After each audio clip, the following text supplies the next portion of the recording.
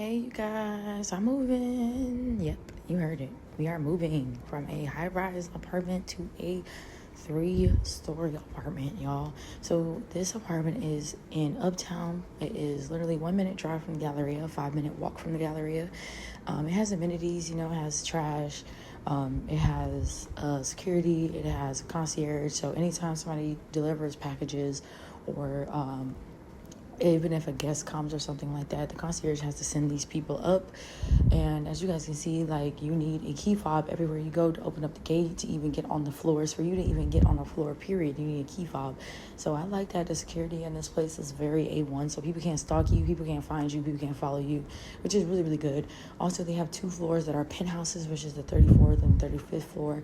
The high rise goes up 35 floors. We were on the 8th floor. The new apartment that we're going to go to, we're going to be on the 3rd floor. And it is literally 10 minutes away from this place, so we're not far from a lot of the things that we were going to and stuff like that. And the front lobby looks nice. I'm gonna miss the front lobby. I'm gonna miss the view, the high-rise view. Every time I'm looking out the balcony, even when I'm smoking, drinking, whatever the case may be, I'm gonna miss the nice people. I'm gonna miss security always being around. I'm gonna miss feeling more protected and my car being protected as well and stuff like that. But it does have its flaws, like the elevator taking 15 minutes for it to even open. It stinks on every floor. It smells like trash or old people. And also, like, the fact that you can't even go down the stairs and stuff. Sometimes the stairs be closed off or locked or whatever. So there is a couple of cons, I would say, like even finding parking spots and stuff like that. People bring guests over that want to fight, and I've even seen situations where a female was walking around with her wig off and she looked like she got body slammed. So I wouldn't necessarily say it's ghetto, but I feel like in a lot of places in Houston, people use CPNs and people use their parents to co-sign and family members and stuff. So it's easier for certain people to get in, and that's why sometimes it becomes oversaturated with very ghetto people because of that as well. But yeah, these apartments are $1,500 a month, and that doesn't include the water. If you include the water bill, it is probably about 1,600 if you include the water bill and the trash and the amenity fee and everything, because it has a dog park and stuff like that as well. And it's very nice. It's pretty. Like, I like the aesthetic on the inside and everything, but I'm not gonna lie, I'm not gonna miss it like that. People kind of are weird in this hoe, and I don't know. There's certain flaws when it comes to that. But, and it's rated a 3.6. I don't miss driving outside of that hoe. It was always traffic. There's always cops down that street. It's just hot, honestly. So as you guys can see, I'm literally going through everything. This is day 1 of moving, so I'm packing everything while my boyfriend is at work. Now, if you guys been watching my YouTube videos lately, you guys would hear me say my roommate, my roommate, my roommate. If you guys don't understand that you living with your boyfriend, or you living with your girlfriend, or you living with your wife, your husband, even if you're living with a family member, doesn't matter if it's a mom, a sister, or a grandma, that is a roommate, okay? That is a roommate situation, especially if you're over 18 years old. It doesn't matter if you're married or not, it doesn't matter if you're dating or not, that is a roommate situation. And I don't know why people try to hate on you because you're living with a significant other. And that's how life is. Most people that are dating or married, they live with each other. So that's just how it goes.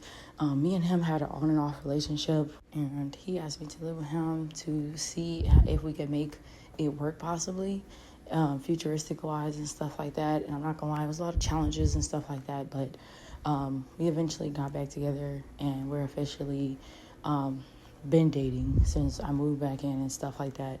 I didn't really tell people because I don't really like people being in my business. Same for him. He don't really like people being in this business and stuff. But I'm very grateful for him because he does a lot of things that other men will not do or could not do. He is very smart.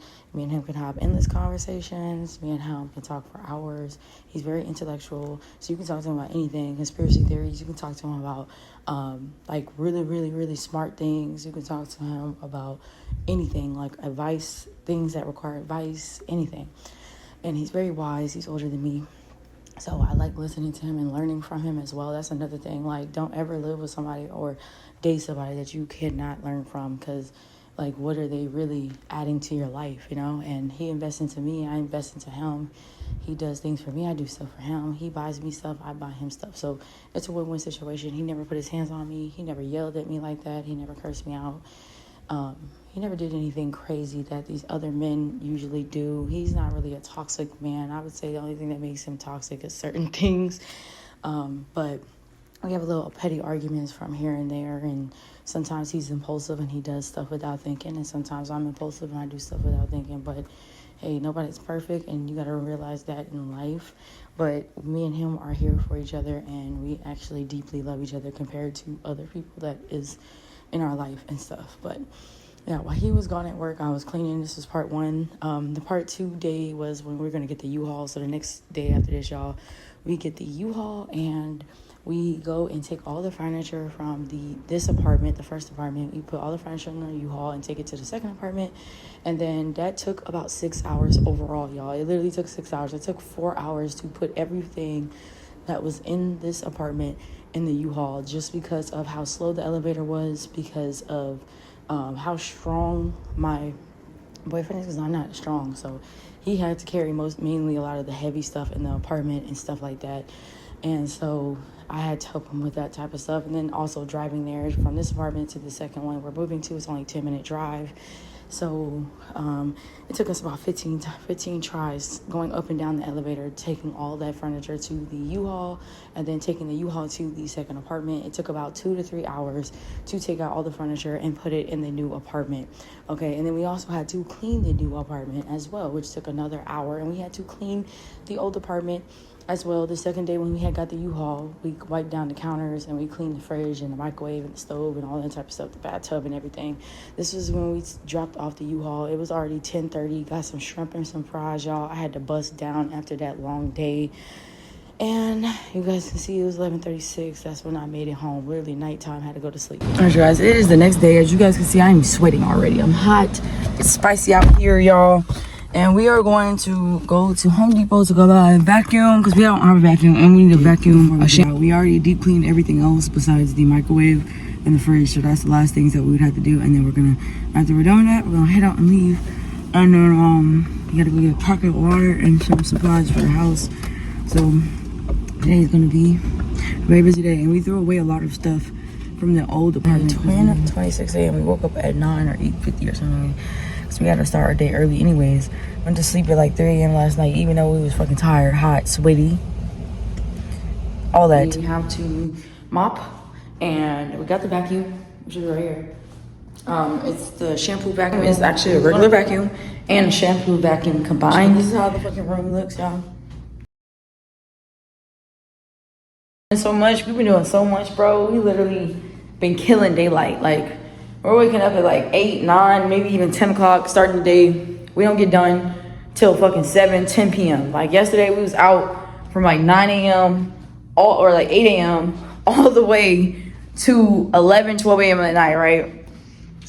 Today, we left at, I think, 9 or 10, and right now, it is currently, all right, y'all, so this is day 3 of moving, and we had to go to Home Depot to go buy some things, and this was all the stuff that was in our cars, because all the small stuff we had to put in our cars individually, his car and my car. We didn't put it in the U-Haul, because the U-Haul was so filled up with so much of the stuff that's huge, like the TVs and all that type of stuff. So these big boxes and the small bags and stuff and posters and stuff we had to put in our car individually. Luckily, I have a big car, so does he, so it was perfectly fine. But that was a lot of trips, y'all, from both of our cars, coming up 3 flights of stairs. We had no movers, we had no help. It was literally just us two, and I don't work out like that. He even has certified hands. So he was in boxing for about 10 years and stuff like that. So yeah, like we are good. He's very strong and stuff, but I know it wore him out more than it wore me out, because he was picking up the heavy stuff and he was moving more than I was and stuff like that. But next time we're gonna get movers. We know that now, but we definitely did our thing with this, even though it took 3 total days. And all 3 days, y'all, it literally took hours on hours on hours. We did not go to sleep each day till about 10 p.m. So we were drained after this, y'all. We had to, the day after we finished everything, we moved everything in, we literally slept the whole entire day.